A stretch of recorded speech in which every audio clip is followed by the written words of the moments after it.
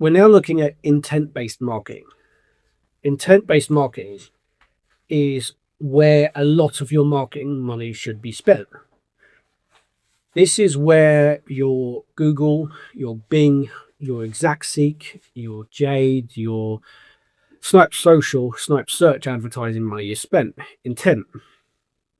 Intent means that the person who sees the ad was already thinking about you, and not because you're spying on the internet, but say if somebody searches Google for guy falling off a unicycle, they might find the video that me and Jesse will shoot in this coming weeks. They will click on an ad saying, I just ate it on a unicycle very quickly because they searched for those words. It was their intention to watch someone fall off a unicycle. Now, this is a fun one because I imagine if you're scrolling up your feed and you see somebody falling off a unicycle, you're actually going to stop to watch anyway. But in most cases, intent-based works better because the person was already looking. And it can be bicycle repair, somebody searching for bicycle repair, or being on a bicycle repair guide, seeing an ad for a bicycle repair shop. They're more likely to click. Whereas, again, if we go back to radio, you're driving down the road and there is an ad for bicycle repair. You've interrupted how many people driving the car are going to need a bicycle fixed. It's not intent, it's interruption. Intent is high value. So you would put 60% of your revenue, I would say, your advertising revenue into intent-based and 40% into non-intent, interruptive or brand. It's important to know that if you spend it in the right place, it goes further. The issue, again, does still become bots, because a bot will search for things and it will click on things because of ad farms. Ad farms are where people sign up to, say, be a Google affiliate. They set up a page full of ads. That page will then insert random keywords, and then the bot will click and slowly but surely drain all the money from the advertisers who, in good faith, took out the Google ads. That doesn't sound very ethical. Oxford, in 2015, did a study on Google AdWords specifically, and they identified that up to 98% of the ads clicked on Google were by bots. 98% of all ad revenue is stolen. Now that's 2015. 2020, the University of Baltimore repeated the study and found that at least 50% of the clicks were still in fact bots. 50% reduction if we round a little bit. If we round a little bit. And bearing in mind, that was their provable level. A bot becoming more sophisticated doesn't mean it's gone. If something is fraudulent, Google can refuse payout to the person who did it. One example, I believe Forbes ran a click farm to steal people's Google Ads money. Forbes magazine. 2024. What would a company have to gain from doing this? Stealing millions of dollars from advertisers. Forbes kept their front-facing magazine page very low on ads. Then they created on www.forbes.com a ghost page, which was just full of ads that they had bots clicking. And those bot clicks were paying for the website, they were paying for the business, whilst the users were like, oh, isn't it nice how Forbes have so few ads? Using Romy and StatCounter, I discovered that a number of my clients' paid ads were actually just being clicked on ghost pages. We have slowly but surely gotten those click frauds down, because you can do it. If you know it's happening, you can use negative keywords and IP blacklists and various other things to reduce the fraud yourself.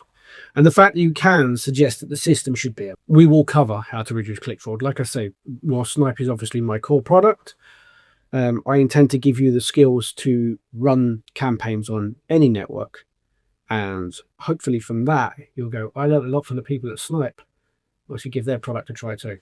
So what he was saying is we want to focus on getting humans to engage. Absolutely. Instead of bots. Exactly. So actually, I think that's written up somewhere on the website that Purple Burger is human-centric. Yes. Where we connect people to things or people to ideas. Yeah. Bots don't have any money, so what's the business position in working with them? Beneficial to the owner of the bot. Yeah, that's it. Yeah.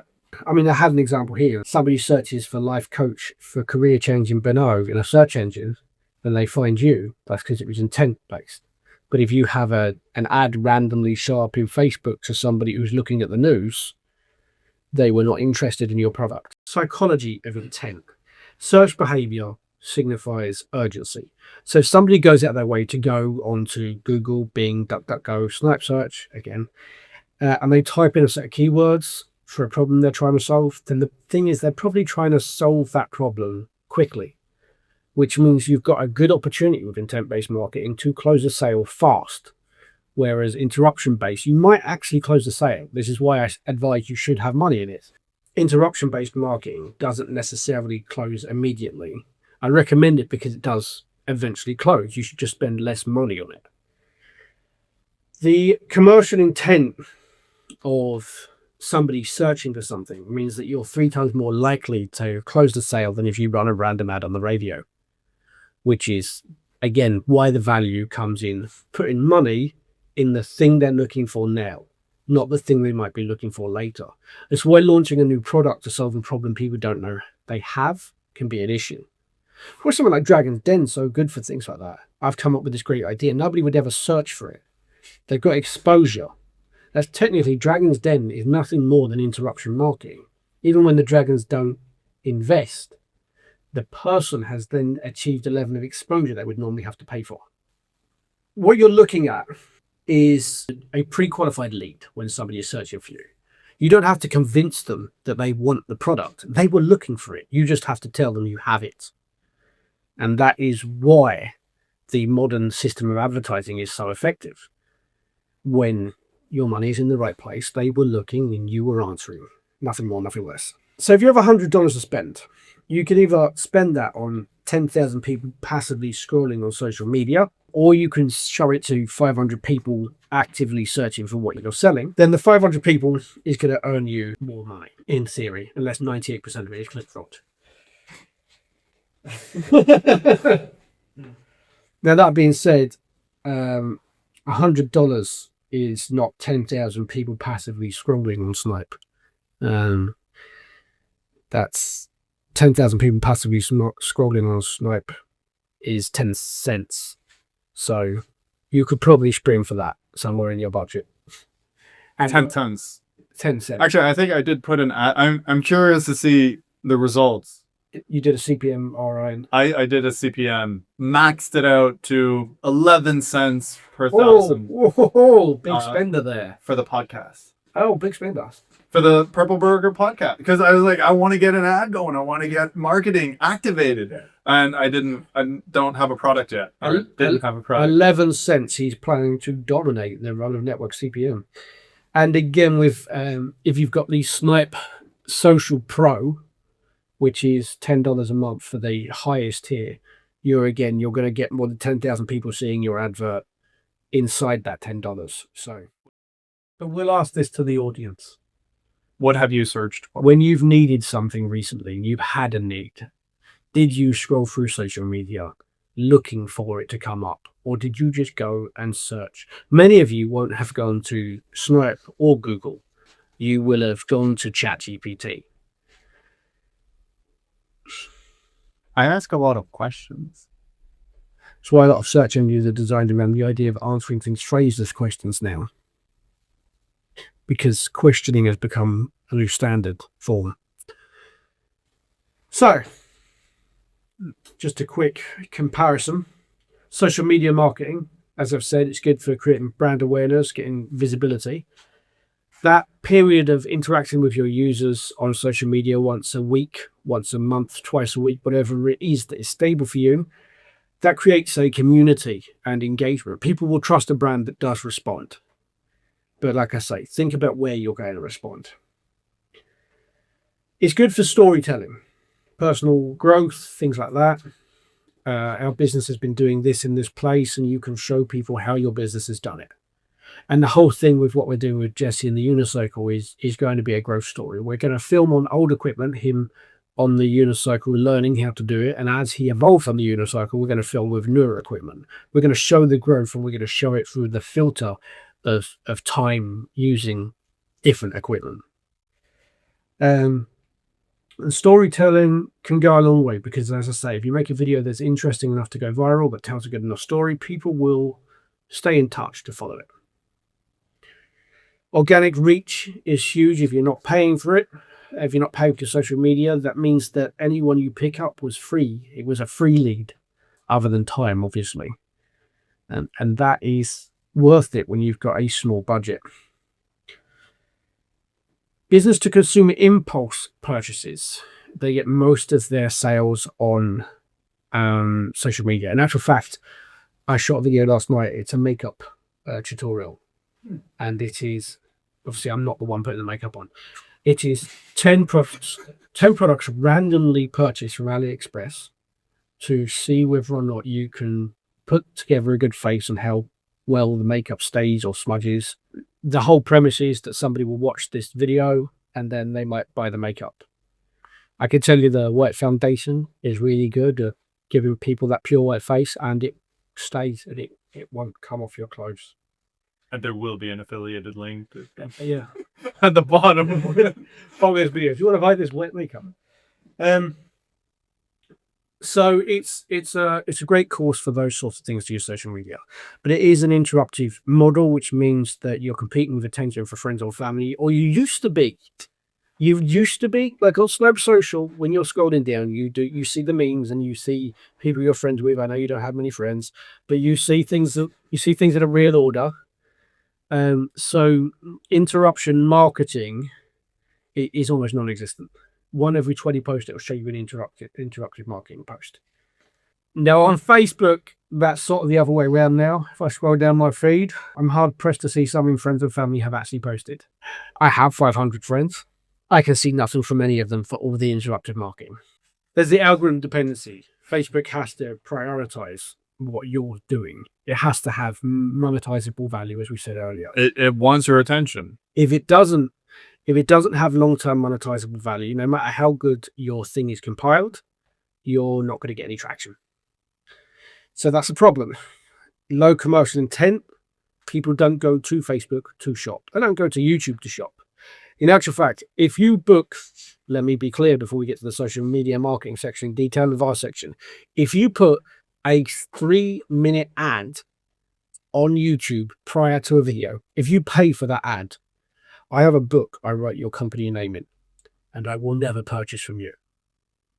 Do not ever put a 3-minute ad before a video. Do not ever book a 3-minute ad.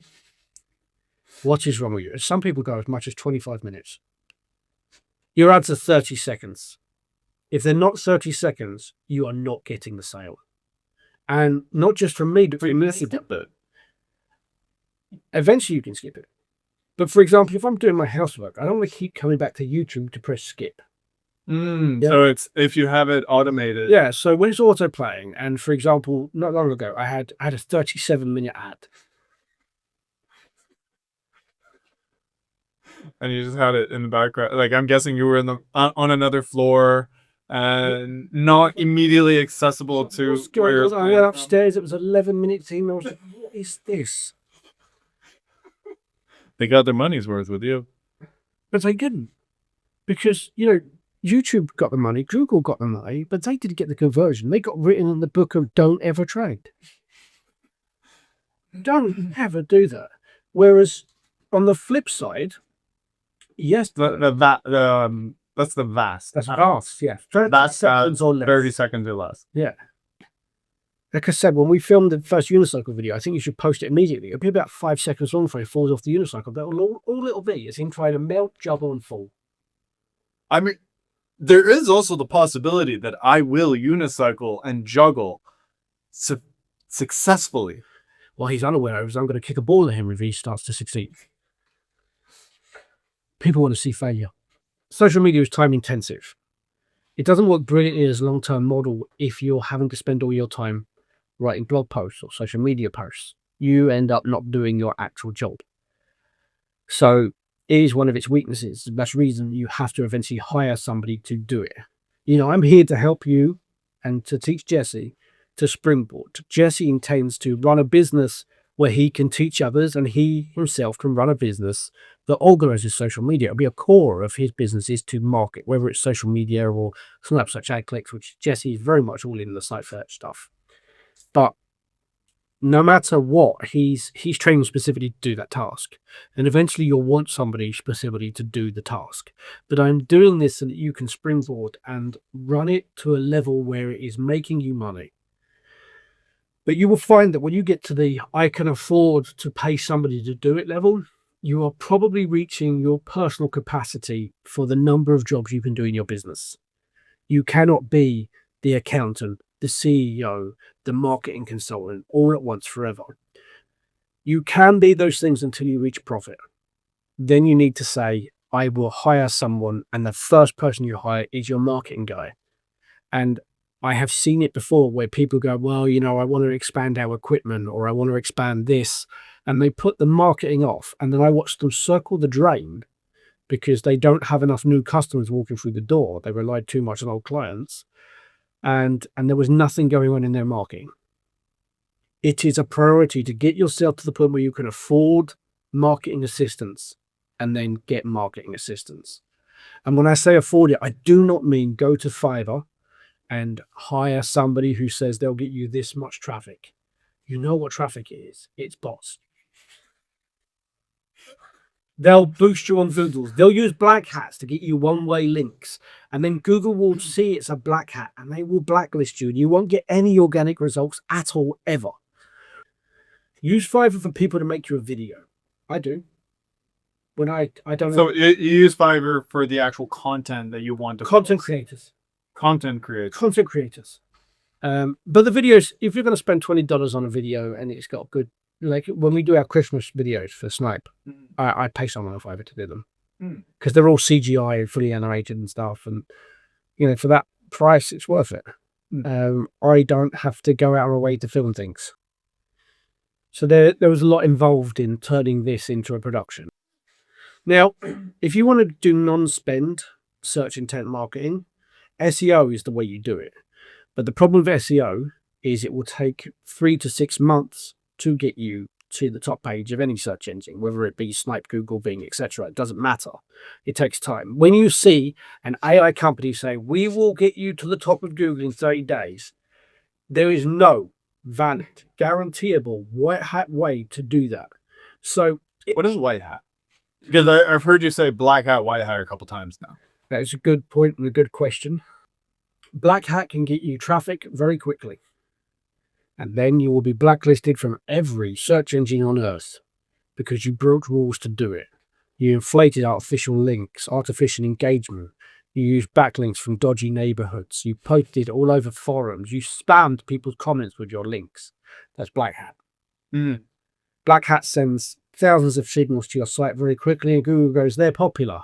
Then Google goes, there's a particular pattern to this popularity. And they go, they are detestable. And then you get removed from Google. And again, like I say, competitor here, SnipeSearch all the way. But no, not SnipeSearch all the way. Google is too big to ignore. I say this as a direct competitor. Follow their rules. We have a different set of rules, but none of them conflict with Google's. We have things that we advise you. We say you should still use keywords, whereas Google say we don't care about keywords. Well, 10,000 search engines do, and you're not going to be seen on them without them. Don't market just to Google, but always follow Google's rules. You don't want to be missing from what 90% of the people in the West are using search for. And black hat would have the same effect on Snipe. You would get deranked. We don't completely blacklist, but we will derank you, which means that you have to have something very particular and be one of the only people to have it for you to come anywhere near the top. You wouldn't disappear off our engine, but you'd be lucky to be in the top 100 pages unless you were the only person with the answer. So you'll still be there if someone clicks through to the 97th page. Yeah. Because we have like a feedback system on a lot of the pages where it says how trustworthy a site is. Mm. So you'll be on page 97 and it will say something like low trust score, 1 score, listed in 17 spam directories. It will say it. So don't. White hat. Doing White hat's above following board. all the rules. That's Following what it is. the rules. Following the rules. It takes longer. It lasts longer.